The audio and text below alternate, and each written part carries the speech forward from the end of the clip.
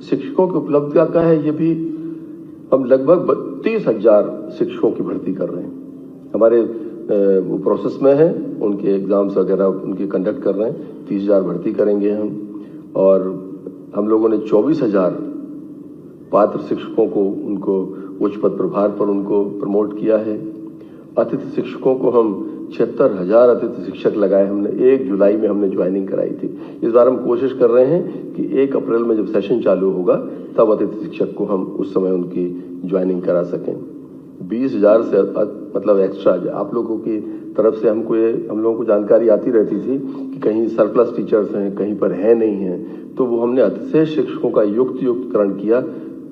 In history of Madhya Pradesh education department में 20,000 अतिशेष शिक्षक counselling के माध्यम से उनको हम लोगों ने व्यवस्थित तरीके से जहां पर कम है या जहां पर अधिक है उनको समायोजित करने का काम किया हम लोगों ने।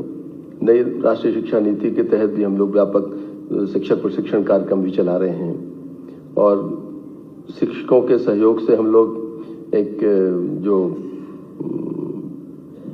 सहयोगात्मक चिंतनशील मेंटर प्रदान अधिगम जो है उसको बढ़ावा देने के लिए शिक्षक समुदाय के लिए हर माह कक्षावार एक सहकर्मी अधिगम जो कहते हैं ना कि पीयर लर्निंग कम्युनिटी के रूप में शिक्षक संवाद सत्रों का भी हम आयोजन कर रहे हैं। और लगभग 80% हमारे रेगुलर टीचर और 96 से ऊपर हमारे अतिथि शिक्षक, हम लोगों ने जो एक हमारे शिक्षक जियो टैग आधारित एक ऐप तैयार किया है जिस पर हम उपस्थिति दर्ज कराते हैं, उस पर हमारी उपस्थिति शिक्षक दर्ज करा रहे हैं। और जहाँ थोड़ी बहुत विसंगति थी, टेक्निकल कुछ प्रॉब्लम्स थी, ऐप के अंदर कुछ सुधारने की आवश्यकता थी, उनको भी हम लोगों ने समय पर ठीक करने का काम किया है।